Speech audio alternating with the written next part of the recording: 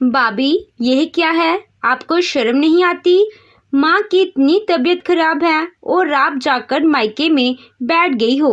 नीतू अपनी भाभी प्रियंका पर गुस्से में गरजती हुई बोली। प्रियंका ने भी बिना झिझक जवाब दिया। कौन सी माँ? किसकी माँ? मैं क्यों करूँ किसी की सेवा? आपकी माँ है तो आप ही सेवा करो। वैसे तो बड़ी मालकिन बनी फिरती हो, माँ की हर चीज पर, गहनों पर, रुपयों पर अपना हक जताती हो, तो बीमारी में सेवा करने का हक भी तुम्हारा ही बनता है, वह भी तुम ही संभालो। मैं नहीं आ रही अपने मायके से। इतनी ठंड में मुझे कोई पागल कुत्ता काटा है क्या जो आकर तुम्हारी माँ की सेवा करूं? कहते हुए प्रियंका ने गुस्से में फोन काट दिया। अब नीतू को समझ में नहीं आ रहा था कि वह क्या करे, कैसे एक ही साथ माँ को भी देखे और ससुराल में पति और बच्चों को भी संभाले। वैसे भी बेटे के एग्जाम का समय नजदीक आ रहा था और माँ इतनी जल्दी ठीक होने वाली नहीं थी। असल में ललिता जी बाथरूम में फिसल कर गिर गई थी, जिससे उनके पैरों में फ्रैक्चर हो गया था। अब कम से कम 1-2 महीने के लिए तो उन्हें बिस्तर पकड़ना ही था। एक तो ठंडी का मौसम और ऊपर से भारी शरीर वाली ललिता जी को बाथरूम में ले जाना और रोजमर्रा के काम कराना, ये सब अच्छा खासा कठिन काम था। जब ललिता जी बाथरूम में गिरी थी, तब जैसे ही नीतू को खबर मिली, वह भागती हुई माँ को देखने आ गई थी और 3-4 दिन रुकने का मन भी बना लिया था। एक दिन दोपहर को जब ललिता जी ने नीतू से अपनी अलमारी खुलवाई और कुछ गहने निकालकर उसे देने लगी, तभी प्रियंका भी वहां पहुंची। प्रियंका को देखते ही माँ बेटी ने झटपट सारे गहनों पर चादर डाल दी। यह सब प्रियंका ने देख लिया, उसे बहुत बुरा लगा। एक तरफ तो ललिता जी की पूरी मालकिन नीतू बन चुकी थी, माँ के रुपए, पैसे और गहनों का पूरा हिसाब नीतू के हाथ में था। धीरे धीरे आधा से ज्यादा गहना भी नीतू अपने साथ ले जा चुकी थी। पेंशन के पैसों में से भी कुछ हिस्सा वह अपने लिए जरूर निकाल लेती थी और ललिता जी खुशी खुशी उसे दे भी देती थी। लेकिन मजाल है कि उन पैसों में से ललिता जी 1 रुपया भी अपने बेटे रोहन और बहू प्रियंका को दे दे।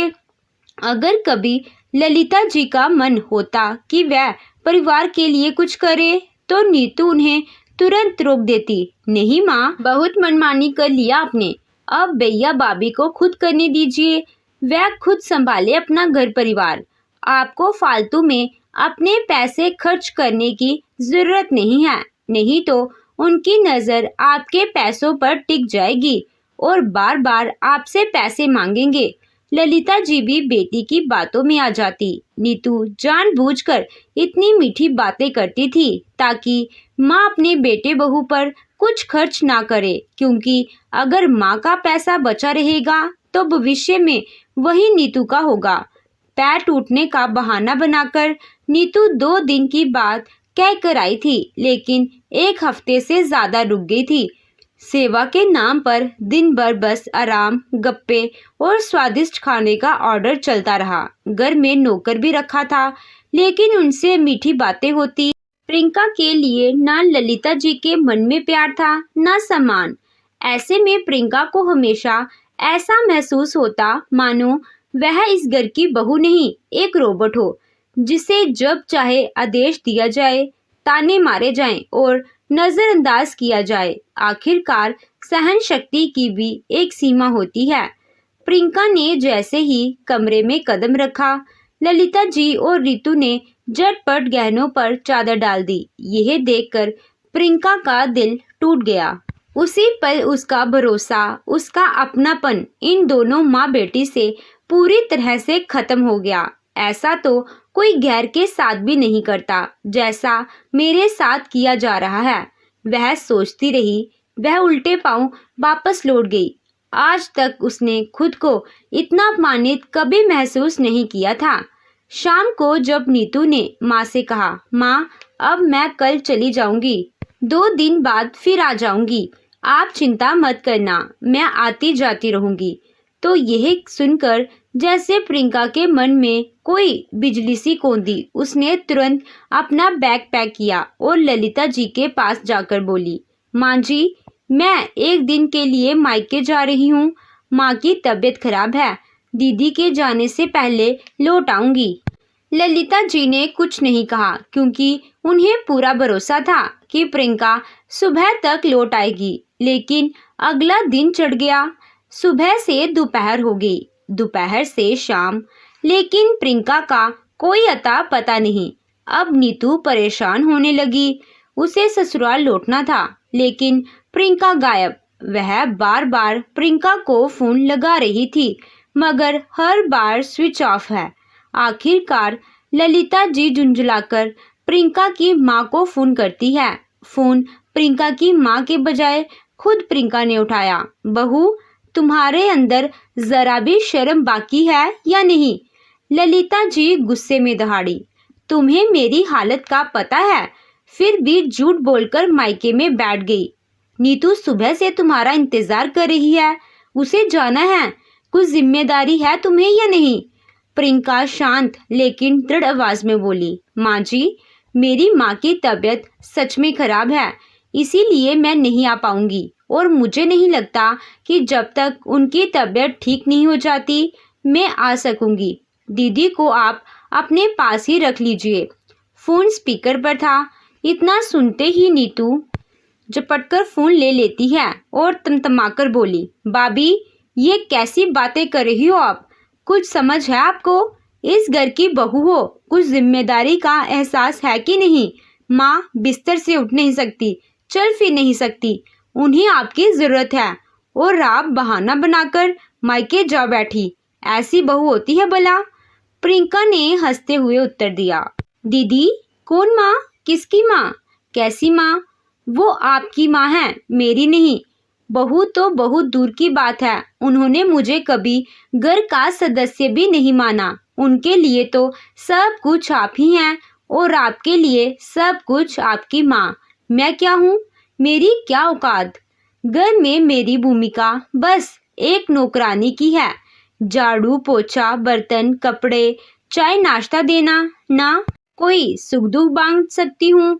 और सबसे बड़ी बात, आप दोनों माँ बेटी गहने पैसे तक मुझसे छिपा छिपा कर रखते हो, तो फिर सेवा भी खुद ही करो। गहने लेने के लिए आप हो, रुपए रखने के लिए आप हो, मालिकाना हक जताने के लिए आप हो, तो सेवा के लिए मैं क्यों?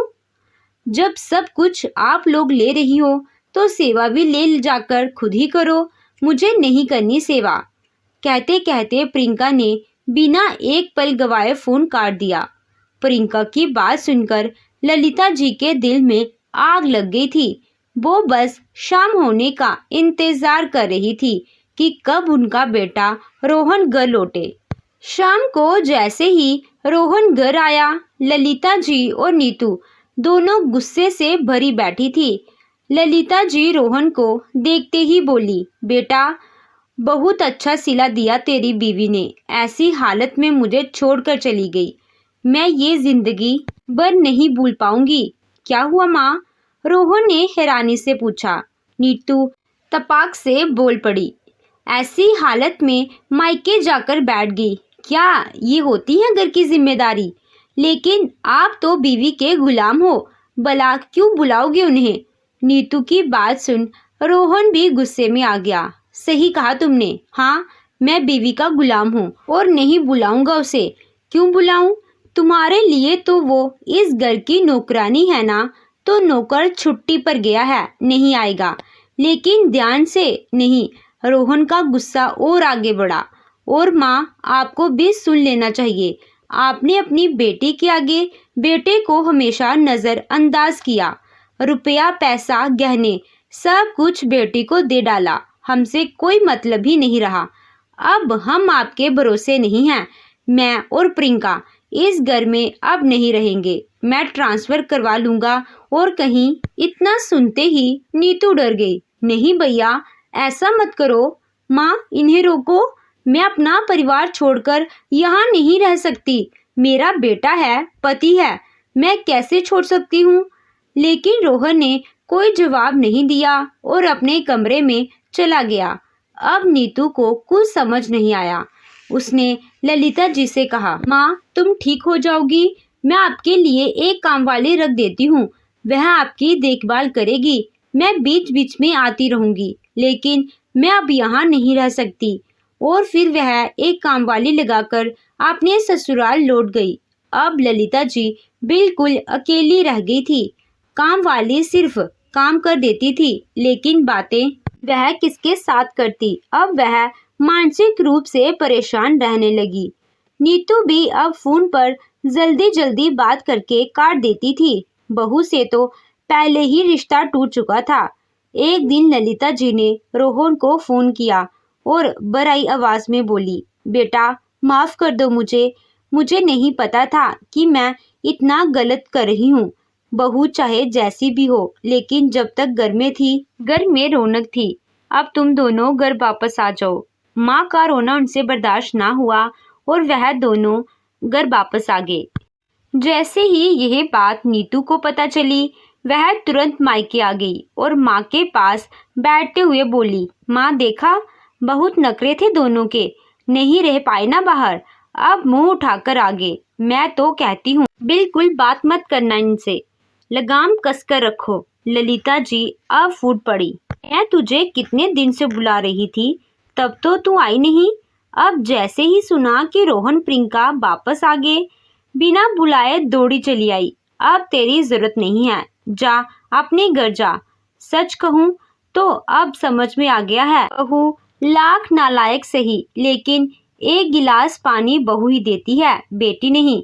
अब तू अपने पति और बेटे को देख, मेरे लिए मेरी बहू ही काफी है। माँ का ऐसा कड़वा सा जवाब सुनकर वह चुपचाप उठी और 1 घंटे बाद ससुराल लौट गई। उधर प्रियंका चाय लेकर आ रही थी। दरवाजे पर माँ बेटी की बातें सुन चुकी थी। पहली बार सास के मुंह से अपने लिए ऐसी बातें सुनकर उसकी आंखों में खुशी के आंसू छलक पड़े। शायद अब उसके दुख के दिन खत्म हो गए थे। तो दोस्तों, आपको ये कहानी कैसी लगी कमेंट करके जरूर बताइएगा। कहानी अच्छी लगी हो तो वीडियो को लाइक कीजिएगा। चैनल पे नए हैं तो चैनल को सब्सक्राइब कीजिएगा। Thank you.